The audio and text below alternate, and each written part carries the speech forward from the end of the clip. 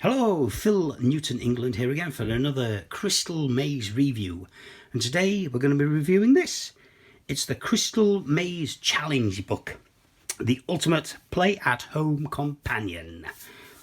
Now, this is by Headline Publishers, and it normally retails at £14.99, but you might be able to get it a bit cheaper if you shop around, or there might be deals on at the moment. So let's have a look at it. It's a brilliant book, it really is. It's probably the best Crystal Maze book there's ever been because it's so thick and there's so much in it. It's 225 pages long. It's absolutely amazing. It's definitely the thickest book there's ever been. And the thing is, as well, there's not just games in here, there's interviews, features, behind the scenes photographs. It's really, really good value for money if you're a Crystal Maze fan. It's a good book anyway. So we'll have a look at the size of it just so you can gauge it. It's 17 centimetres across, 22 centimetres down, and it's roughly 2.5 centimetres thick. So it's really, really nice. So as you can see on the cover there, there's the Maze Master, Richard Ayoade, in front of the Crystal Dome, logo. You get to the side, Crystal Maze Challenge by Headline. Then on the back, I shall just leave that there for you for a while. You can have a read of that, a pause. Won't read it all the way through. So let's get on with it and have a look. We'll open up. Now obviously this is my copy. I've had this signed by a lot of the producers and Richard Ayoade himself. You won't get that in the normal books obviously, unless you go chasing them as well. So, as I say, it's by Neil Simpson, Chris Law, who are the current producers, Anna Kidd, who's like the series games designer, and Toby Smith and Meryl Tate. And we start off a great picture there of Richard in the industrial zone. And then we get the contents, an introduction, how to make the most of it, and how to be a maze master. And then we look at the games. Obviously, we start in the Aztec zone, and these are all the different game titles. Medieval, industrial, futuristic, and then the Crystal Dome itself. So as I say, it's a play-at-home game, so it's everything that you need. It's like cups, saucers, balls, sellotape, string, everything that you can find in the house. It's really great for this time of year. Obviously with lockdown, it's fun for your bubble or your family to play. So anyway, let's moving on. Here's an introduction. This is basically about the show coming back and the live experiences. And a picture of Stephen Merchant there, who did the Stand Up to Cancer special. Just some more features there. A map of the original layout. How to make the most of the book. Really nice picture there of Richard in the industrial. He's still got his bag with him, but there you go. So you can see you get really nice pictures. I mean, it's good quality colour. Then we start with the zones. You'll get an actual set picture here of the Aztec zone. Some little facts about it. And then these are the types of games, as I say, put obstacles in the room, work your way from one end to the other.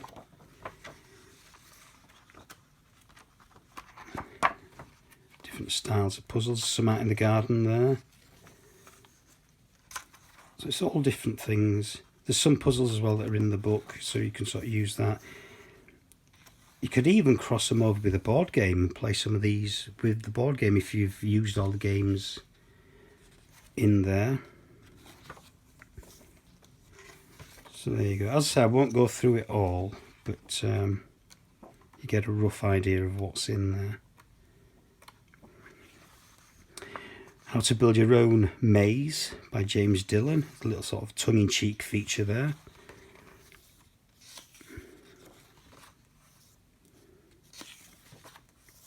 Go to the medieval zone. Again, a non-set picture, some facts, and some games. I will move on a bit, but as I say, you get the general gist of it there.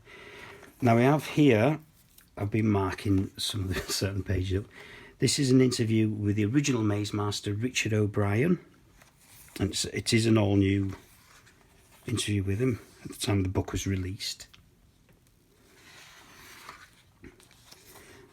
Industrial zone.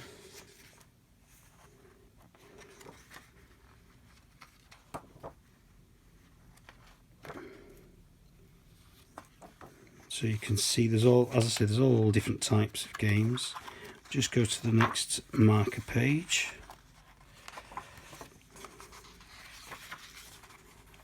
This is one that's similar to what was in the show itself. Excuse me.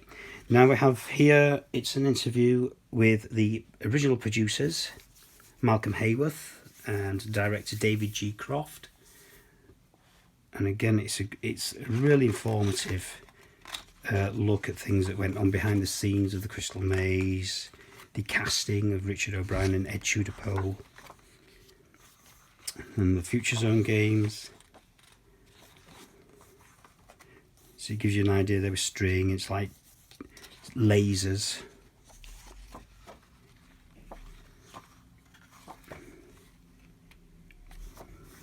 Great pictures there. Then we have another interview here with James Dillon, the designer.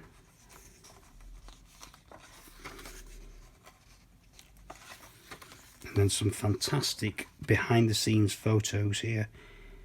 Really, really good. Building of the dome, layouts. You can actually see the roof of the studio. And then we go to the final, the Crystal Dome.